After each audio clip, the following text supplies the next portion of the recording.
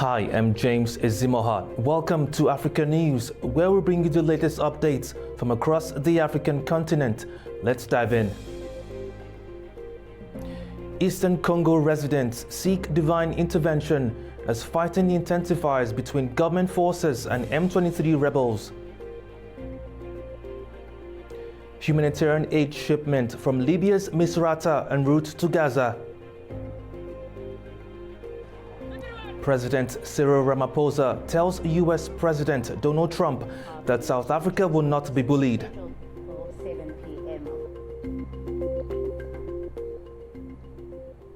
A Democratic Republic of Congo military court has issued an international arrest warrant for Colonel Nanga, leader of the Congo River Alliance rebel coalition, for war crimes and treason. Despite the charges, Nanga remains defiant.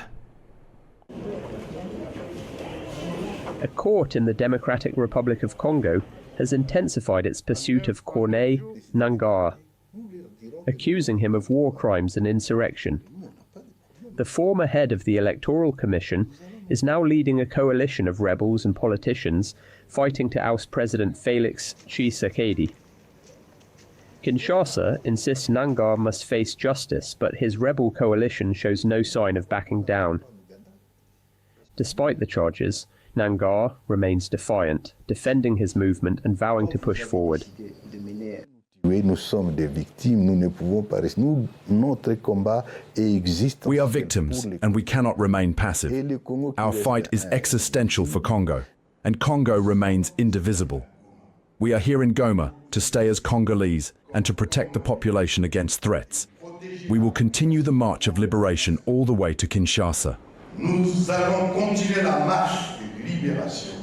Nanga was sentenced to death in absentia last year, and the Congolese government has linked his movement to former President Joseph Kabila, a claim Kabila's camp has denied. Residents in eastern Congo's Bukavu gathered for interfaith prayers as fighting intensifies between government forces and M23 rebels.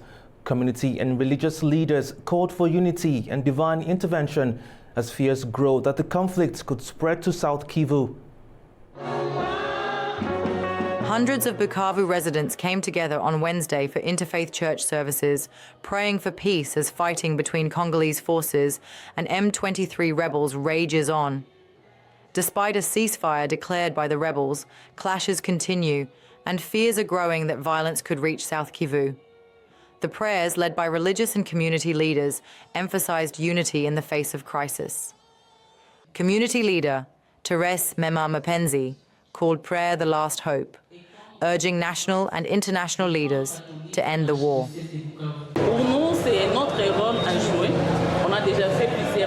This is our role to play. We have already advocated, taken action and supported displaced people. Now, we add prayer to these efforts. Like Esther, like the Virgin Mary, we kneel together, united, to ask the Lord to touch the hearts of our leaders, Rwandan leaders, and all national and international leaders. We believe God will hear us, because nothing is impossible for Him, especially now that we have set aside our divisions to come together. South Kivu's governor urged residents to resist division and support the country's security forces. If we unite, we will resist and stand our ground. We must not let war reach here. Let's not divide ourselves by tribe, Mushi, Murega, Mubembe, Mukusu, Muhunde, or others. Let us act as one. All political parties must unite, abandon divisions, work hand in hand, and support our security forces, intelligence agents, ANR, police and soldiers on the front lines. With M23 capturing new territory in a mineral-rich town on Lake Kivu, humanitarian groups warn that aid shortages will worsen, putting millions at risk.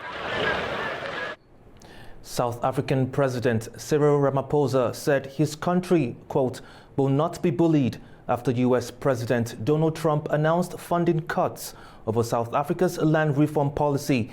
He also raised concerns over the suspension of US aid for HIV and TB programs. Ramaphosa warned of rising nationalism and protectionism as tensions with the two countries grew.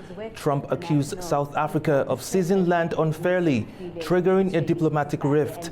The U.S. also paused HIV and TB aid, affecting 17% of South Africa's health budget. Ramaphosa said the government is securing alternatives to keep programs running. With South Africa leading the G20 presidency, he pledged to prioritize Africa's interests while pushing reforms to revive the economy. We are witnessing the rise of nationalism, protectionism, the pursuit of narrow interests, and the decline of common cause. We will not be deterred. We are, as South Africans, a resilient people, and we will not be bullied.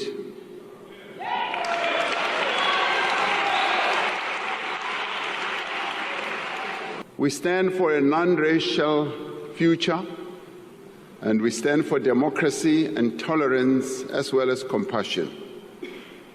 We stand for equal rights for women, for persons with disability, and for members of the LGBTQIA+ community. We are concerned about the potential impact of the decision by the United States government to suspend some of its funding for HIV and TB programs in African countries for 90 days.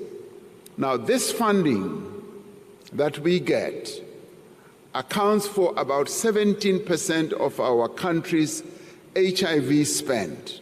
We are looking at various interventions to address the immediate needs and ensure the continuity of the essential services that we might lose if this funding does not come through.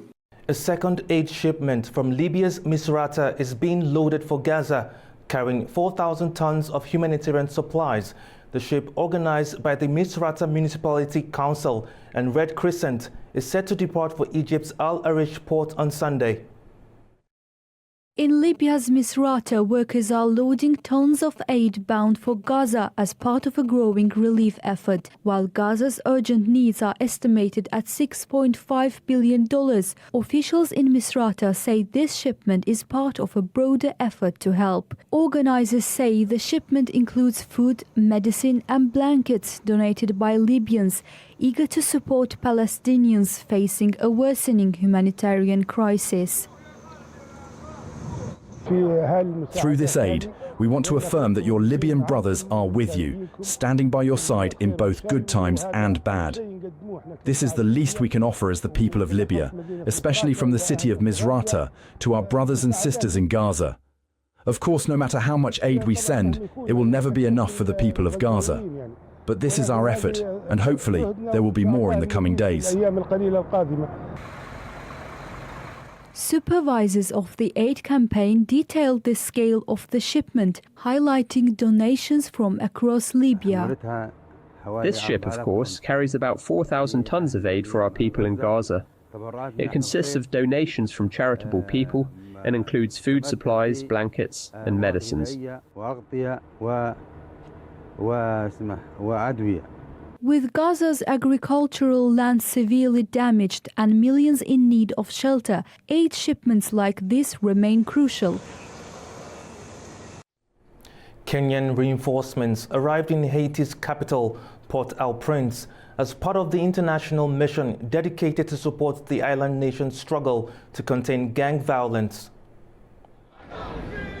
More than 100 Kenyan police officers have arrived in Haiti's capital to provide security after an increase in gang violence. Gangs, armed with weapons largely trafficked from the U.S., have united in the capital, Port-au-Prince, and now control most of the city. Haitians were concerned for the security mission led by Kenya after the funding was delayed. U.S. President Donald Trump had frozen $13.3 million in aid for the nation. But the U.S. State Department has since approved $40.7 million of funds.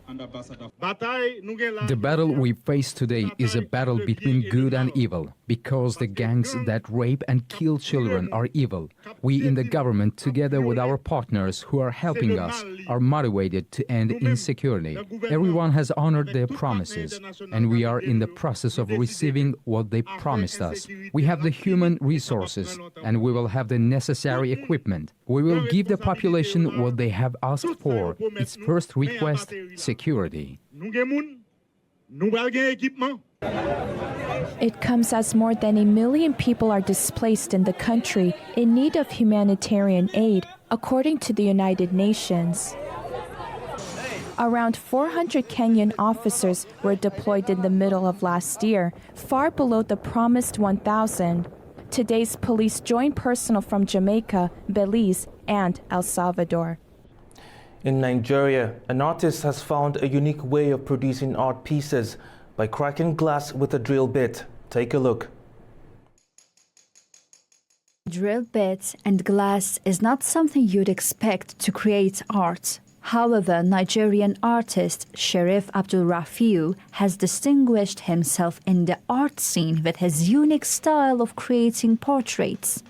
His technique carefully strike the glass with a drill bit and create precise cracks that form a masterpiece. It is knocking, not drawing, you understand? You know, something you draw is even different with knocking. You know, knocking is, you have to get the accurate place you are knocking, you understand? If you don't get the accurate place, the art can maybe look different with what you even want to do. Abdulrafiu says he learned this technique through an online video in 2023. Ever since, he produced over 80 masterpieces for clients, both within Nigeria and internationally, with some taking up to days to complete. The ones I enjoy most doing is the one that is portrait picture, that is just the face and with a smile that the teeth of the person will be showing. That brings the beauty of the arts. Abdulrafiu's work has gained wide admiration on social media platforms, where he regularly posts his latest creations. His unique style challenges traditional methods of producing art and adds flavor to the local art scene. That's all we have today on African News. Thank you for watching. Stay tuned to A News.